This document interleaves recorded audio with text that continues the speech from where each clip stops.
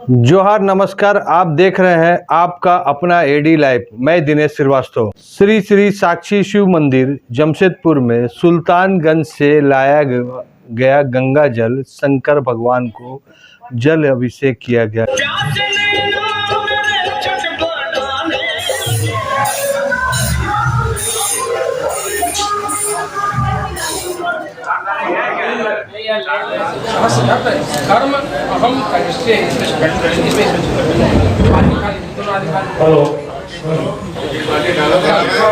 बाल्टी लाइन लगा के रखिए। बोल बोल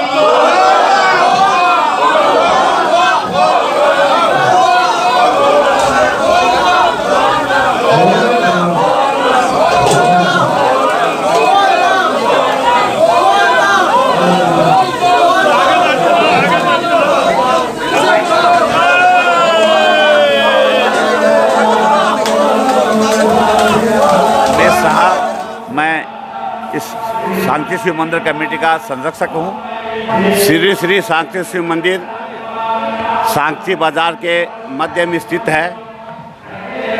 1980 में इसकी स्थापना हुई थी, जहाँ पे बाबा भोलेनाथ को स्थापित किया गया था और उसके साथ साथ अन्य देवी देवताओं का भी यहाँ पे विराजमान किए गए हैं। ये सब नीचे तल में है, ऊपर तल में श्री श्याम बाबा विराजमान हैं।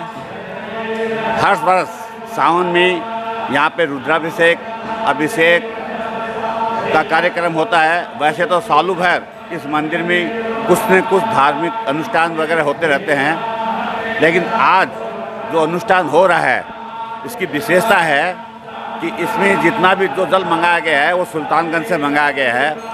जो श्रद्धालु किसी कारणवश सुल्तानगंज जाके जल उठा के बाबा भोलेनाथ को जल अर्पण नहीं कर पा रहे हैं, उनके लिए एक सुयोग्य अवसर है कि गंगा जल से बाबा भोलेनाथ का अभिषेक करें और पुण्य का भागी बने। ये कार्यक्रम हमारे श्याम परिवार के अध्यक्ष बबलू अग्रवाल हैं, उनके पिताजी की श्री आदरणीय श्री विनोद अग्रवाल जी जो अभी सर्वज्ञ हैं, उनकी इच्छा थी कि गंगा जल से सुल्तानगंज से गंगा जल मंगा के और उसका इस मंदिर में रुद्राभिषेक कराया जाए। तो उनके बच्चे उनके परिवार वाले आज ये कार्यक्रम कर रहे हैं। मैं मंदिर कमेटी की ओर से उनके परिवार को बहुत बहुत साधुवाद देना चाहता हूँ कि उन्होंने अपने पिता की अंतिम इच्छा को आज पूरी कर रहे हैं। आज तो सर्वप्रथम 21 ब्राह्मणों के द्वारा स्वस्ति वाचन के साथ गणपति अंबिका की पूजन की गई, वरुण कलश की पूजन की गई, पुण्यावाचन किया गया, मोदादि सद्विनायक पूर्वक षोडश मातृका देवी की पूजन की गई, पंचलोकपाल पूर्वक नवग्रह देवता का पूजन किया गया। मंदिर में आवाहित जो प्रतिष्ठित मूर्ति हैं माता काली का, माँ दुर्गा का, हनुमान जी का और श्याम बाबा का, उन मंदिरों में पूजन की गई। इसके बाद शिव परिवार का पूजन करके शास्त्र घट का कार्यक्रम सुचारू रूप से संपन्न होने के लिए 11 ब्राह्मणों के द्वारा रुद्राष्टाध्याय के द्वारा नमक चमक क्रम से रुद्राष्टाध्याय का पठन हो रहा है। एक ब्राह्मण गणपति मंत्र का जाप कर रहे हैं, 5 ब्राह्मण महामृत्युंजय मंत्र का जाप। साक्षी शिव मंदिर से बबलू अग्रवाल। ये जो प्रोग्राम है शास्त्रगढ़ साक्षी शिव मंदिर में गंगा जल द्वारा आज भव्य रूप से हो रहा है। ये हमने गंगा जल सुल्तानगंज से मंगाया है और इसमें करीब 1500 लीटर पानी आया है सुल्तानगंज से, जो जमशेदपुर के वासी इसका अभिषेक करेंगे और यहाँ का लाभ। मेरा नाम जियालाल मित्रा है। हम लोग बिहार झारखंड से ही हैं। हम लोग सुल्तानगंज से आए हैं बाबा के लिए जल लेके और यहाँ पे साक्षी मंदिर में आए हैं।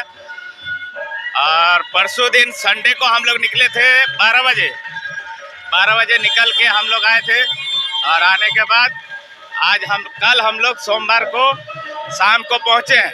आशु पार्टी जिला कमेटी के द्वारा आज निर्मल भवन में कमेटी के विस्तार किया गया, साथ ही साथ पार्टी किस प्रकार मजबूत होगी वह भी चर्चा किया गया, जिसमें पूर्व मंत्री रामचंद्र सहीस जी के साथ साथ कन्हैया सिंह और भी नए कमेटी के नए सदस्य थे। प्रधान महासचिव राज्य के पूर्व मंत्री के नेता बड़े बैग निवास करने के समय जोहार नमस्कार।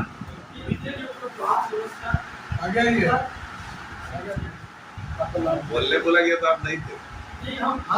मृत्युंजय प्रताप सिंह, जिला सचिव आसू पार्टी।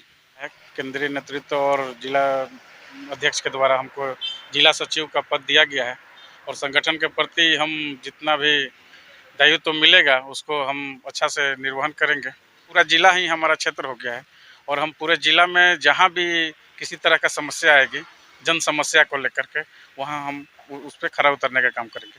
मैं संगठन के प्रति हमेशा वफादार रहूँगा और संगठन के प्रति हमेशा निष्ठावान तरीके से। आज पूर्वी सिंहभूम में जिला कमेटी का बैठक हुआ। इस बैठक में भावी कार्यक्रमों का निर्णय लिया गया है कि पूर्वी सिंहभूम में जिला के तमाम जन समस्याओं को ध्यान में रखते हुए, जन मुद्दों को ध्यान में रखते हुए पार्टी तिथि वाइज निर्णय लिया है। साथ ही साथ संगठन विस्तार और संगठन का मजबूतीकरण हेतु मूल संगठन और सहयोगी संगठन का सम्मेलन करने का निर्णय लिया, जिसका तिथिवार कार्यक्रम तय हुआ है और आगे जो लगातार हम लोग तिथि तय किए हैं, तैयारी बैठक करेंगे, उसके अनुसार कार्यक्रम सफल बनाया जाएगा। तो कुछ युवाओं को जिम्मेवारी दी गई है, क्योंकि आप खुद युवाओं के बहुत बड़े नेता हैं झारखंड के, तो कुछ उसके लिए क्या विजन है आपका? आज सू पार्टी ही युवाओं का पार्टी है। आज सू पार्टी के नेता माननीय श्री सुदेश कुमार महतो जी युवा का आइकन हम लोग उनको मानते हैं। तो नई जिम्मेदारी कई साथियों को दिया गया है।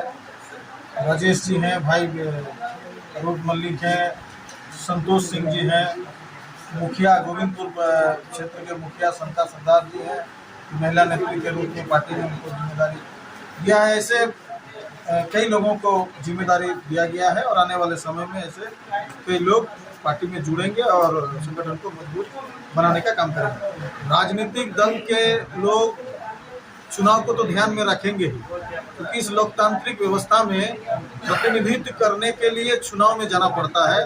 चुनाव में जा कर के जन समर्थन हासिल करना पड़ता है, इसलिए तैयारी तो सालों भर रहता है और हम लोग सालों भर काम करते हैं, लोगों के बीच में रह करके काम करते हैं। जब चुनाव आता है तो चुनाव में भी हम लोग भाग लेते हैं, उसमें जनता जो निर्णय लेते हैं उस सर्वमान्य होता है। Inner Wheel Club Jamshedpur West आने वाली भविष्य की यह योजना, जिसमें विनर व्हील उसमें काम करेगी, इन्वायरमेंट, महिला सशक्तिकरण और भी अनेक योजना में काम करेगी।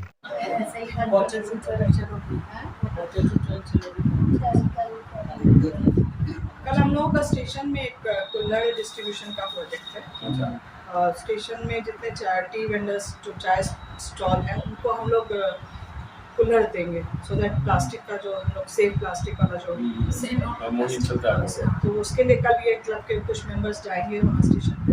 मैं Urvashi Verma, Inner Wheel Club Jamshedpur West की प्रेसिडेंट रही मैं 21-22 में। तो वो 1 साल का जो हमें हमारा कार्यकाल था, 1 साल का ही कार्यकाल होता है कोई भी प्रेसिडेंट का। तो उसमें जो हमको डिस्ट्रिक्ट चेयरमैन की तरफ से गोल मिला था, उसके तहत हम लोग पूरे साल काम किए और वो गोल था हमारा पिंक फर्स्ट स्त्री सशक्तिकरण स्त्री सशक्तिकरण के लिए हम लोग को खास करके बोला गया था काम करने के लिए। कैंसर अवेयरनेस पे, इन्वायरमेंट पे, मतलब वो वही आता है अंडर प्रिविलेज बच्चों के लिए, फिर सीनियर सिटीजन्स के लिए, उनके लिए हम लोग क्या कर सकते हैं, उसके लिए हम लोग को पूरा एक गोल दिया गया था, जिसके तहत हम लोग साल भर काम किए। और हमारे काम को डिस्ट्रिक्ट चेयरमैन ने साल भर उसका देखा, रिपोर्ट देखा और उसके बाद हम लोग को ये सारा अवार्ड मिला है, जिसके लिए हम लोग आज ये कॉन्फ्रेंस ऑर्गेनाइज किए हैं। इसके लिए हम लोग को इसमें हम लोग को बेस्ट आईपीपी का अवार्ड मिला जो निभा मिश्रा जी को मिला, और बेस्ट सीजीआर का भी अवार्ड इनको मिला है। क्लब को हमारे आउटस्टैंडिंग क्लब का अवार्ड मिला और मुझे बेस्ट प्रेसिडेंट का अवार्ड मिला। हमारी ये सेक्रेटरी हैं, इनको एफिशिएंट सेक्रेटरी का मिला, इन्हें भी अवार्ड मिला, ये एडिटर हैं हमारे। और कहा नहीं पापिया, वो चली गई। हाँ, पापिया चैटर्जी हैं जो अभी फ़िलहाल यहाँ पर हमारे साथ नहीं हैं। उनको भी एफिशिएंट मैनेजर का अवार्ड मिला। साथ में बहुत सारा अप्रिशिएशन है, सर्टिफिकेट्स हैं जो हम लोगों ने एनवायरनमेंट के लिए काम किया, कैंसर अवेयरनेस के लिए काम किया, और भी काफ़ी प्रोजेक्ट्स पर काम किया हम लोगों ने, सोलर पे काम किया हम लोगों ने। तो वो सारे सभी चीज़ के लिए हम लोग को अप्रिसिएशन मिला है। निभा मिश्रा, पूर्व अध्यक्ष नवीन क्लब ऑफ जमशेदपुर वेस्ट। कल हम लोग टाटानगर रेलवे स्टेशन में कुछ 400 लगभग कुल्हड़ देने वाले हैं, जो कि हम लोग टाटानगर रेलवे स्टेशन के पदाधिकारी के हाथ में सौंपेंगे और बाद में उनका कुछ निरीक्षण होने वाला है पर्यावरण से संबंधित। उस दिन उसको पूरे स्टॉल में सभी जितने टी वेंडर्स और जो भी चाय के दुकान वाले लोग हैं उनको डिस्ट्रीब्यूट किया जाएगा, क्योंकि प्लास्टिक को हटाने के लिए कोशिश पूरी की जा रही है, लेकिन चूँकि विक्रेता लोग कभी कभार नहीं नज़रअंदाज कर देते हैं, तो इसलिए इसको सहयोग देने के लिए हम लोग ने ये कदम उठाया। अगर आपको शेयर मार्केट से ज़रा भी जानकारी है या शेयर मार्केट से आप पैसा कमाने चाहते हैं तो यह इंटरव्यू आपके लिए है। आप इसको ज़रूर देखिए और शेयर मार्केट का वह बारीक एक एक चीज़ का जानकारी आपको प्राप्त कीजिए जो आपके सामने प्रस्तुत किया जा रहा है। तो 2008 में एक कांड हुआ था, आपको याद है वो कांड? 2008 का कांड एग्जैक्टली कहां पर हुआ था वो? तो अगर वो इतने बुद्धिमानशाली होते तो ये कांड होता। और शेयर मार्केट का एक बहुत ही बड़ा नियम है और एक साइकिल है। हमेशा जब शेयर मार्केट नीचे आता है तो आपको 15-20%, 25% की गिरावट देखने मिलती है। इसमें कोई ताज्जुब नहीं है और इतिहास गवाह है इसके लिए। और जब भी ऐसा करेक्शन आता है, जब बाजार संभलता है और फिर जब ऊपर जाता है, तो जो सर्वोच्च स्तर बनाया था उससे 10% ऊपर, 10-15% ऊपर जाने। गैलेक्सी या आकाशगंगा जिस प्रकार होता है, जहाँ से शुरुआत होता है वह पता लगता है, लेकिन वह कहाँ जाएगा रॉकेट, अगर उसका टारगेट सेट नहीं होगा तो रॉकेट अंतरिक्ष में घूमते रहेगा, आकाशगंगा में घूमते रहेगा। उसी प्रकार शेयर मार्केट है। अगर आपके पास नॉलेज नहीं है और स्टॉक की जानकारी नहीं है और आपके पास अगर विशेषज्ञ नहीं है शेयर मार्केट का, या आप विशेषज्ञ का हेल्प नहीं ले रहे हैं, तो शेयर मार्केट आपको अमीर बनाएगा या गारंटी नहीं है, लेकिन रात आपको कटोरा लेके भीख जरूर मंगवा देगा। यह शेयर मार्केट का वह मैजिक है। और दुनिया में जो भी व्यक्ति पैसा वाले बने हैं वह शेयर मार्केट के ही कारण बने हैं। और इंडियन शेयर मार्केट अभी पूरा वर्ल्ड इसमें ध्यान दे रहा है, क्योंकि जीडीपी सबसे अधिक ग्रोथ अगर कोई मार्केट का है तो वह इंडियन मार्केट के है।